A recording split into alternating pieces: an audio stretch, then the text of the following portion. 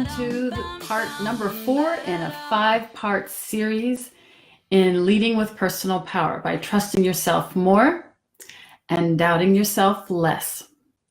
Part 1, which included step 1, was all about slowing down so that you can increase your self-awareness.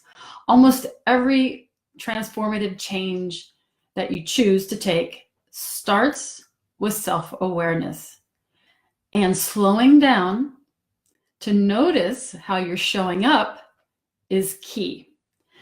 The second step that I shared with you was the yes, no, and true and false practice. It's really simple, maybe not easy at first, but as you slow down and practice, it does become very natural. And that included saying statements of fact that are 100% true and noticing how that feels in your body. It's a great way to start getting in touch with your truth within and what's important to you. So step 3 was creating a list of evidence of when you really did know what you knew and that you could trust it. And things like this could include when you made a choice, or you even just thought something or said something, and then in hindsight, you realize, wow, that was really a great choice that you made, or you said just the right thing. And therefore, you have evidence that you know what you know and you can trust it. There's also those times when you may have thought, said, or wanted to do something, but you didn't. Because of fear, because of pressure, for whatever reason. But in hindsight, when you looked back at that, you realized that even though you didn't say, do, or what you thought was right, it was, in hindsight, you realized it was right. So in those instances, you could also trust what you knew. So create a list of evidence of when you knew what you knew and you could trust it. This fourth part is the fourth step. And this one may not be as fun.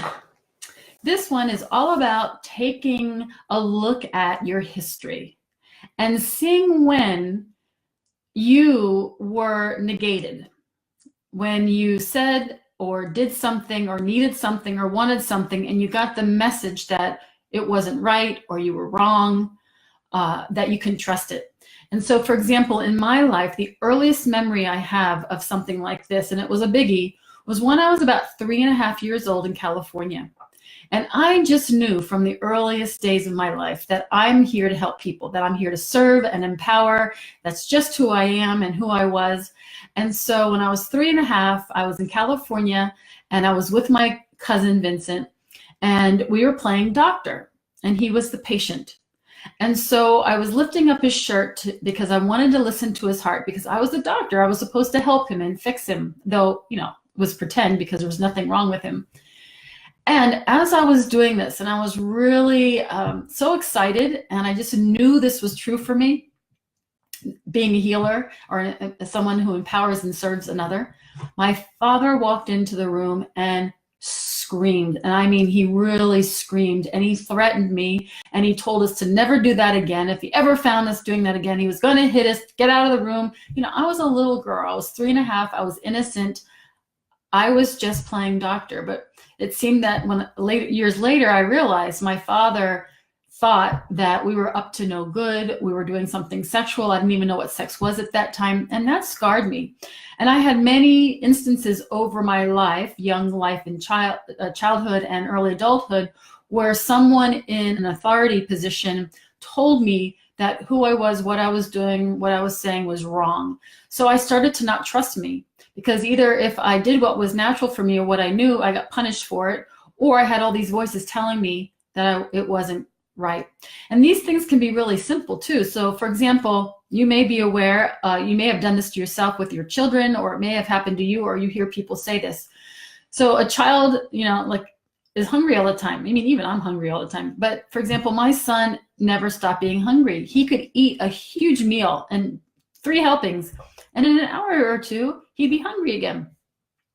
But I've heard kids say to their parents, I'm hungry. And I heard their caregiver or parents say, you can't be hungry, you just ate, negating what that child knows to be true for herself. Or perhaps everybody in the room is hot and sweaty, but for whatever reason, the child or the person has the chills, and they'll say, oh, I'm cold. And the response is, you can't be cold, it's hot in here. Or you can't do your homework because you have a headache and you just need to go to bed or have a nap or go outside and play. And your caregiver, teacher, your parent may say, you don't have a headache, you just don't want to do your work. So throughout childhood, some people have heard this. I mean, I heard those kinds of things over and over again. I know a lot of people who have. And eventually you stop trusting yourself. Take an inventory of your life, of times when you knew something, you needed something, you said something, you did something, and someone in authority or someone that you trusted or looked up to or was just in your life told you that you were wrong, that what you said, did, thought, whatever wasn't true. When you do this and review these things, take this inventory, slow down while you're doing that and acknowledge how these things could be true. The way we humans work is, as children, we absorb everything. We're like a clean slate, and we start perceiving and learning about life from our environment, all the people, places, and things in our environment. So you could be the most beautiful person on earth, but if your environment is telling you that you're ugly, you have a pretty good chance of growing up to be an adult who thinks she's ugly. So when you get negated enough times or just traumatized once or twice in your life with somebody saying that you're wrong or you don't know what you're talking about or doing or who you are is wrong, that imprints your subconscious. And the subconscious is always in the driver's seat. So you want to become aware of what's in your subconscious and what you learned about yourself and your knowing, because you may have learned through your perception of your environment that you couldn't trust yourself. And I'm here to tell you, it's not true. You can trust yourself. You know what you know. You know who you are. You know what you value. You know what you want, need, and desire. And you can trust those things. In order to lead with personal power is to trust yourself more and doubt yourself less, and practice step 1, 2, 3, and 4. And tomorrow I'll come to you with step 5 in part 5. And in the meantime, if you have any questions, please feel free to reach out. If you need some time with me to talk about how I can support you, I'll put a link in the comments. You can just have some private time with me to see what that's like. Visit my website. I have a lot of tips and help in my blog and some free resources for personal power. Till next time, bye-bye.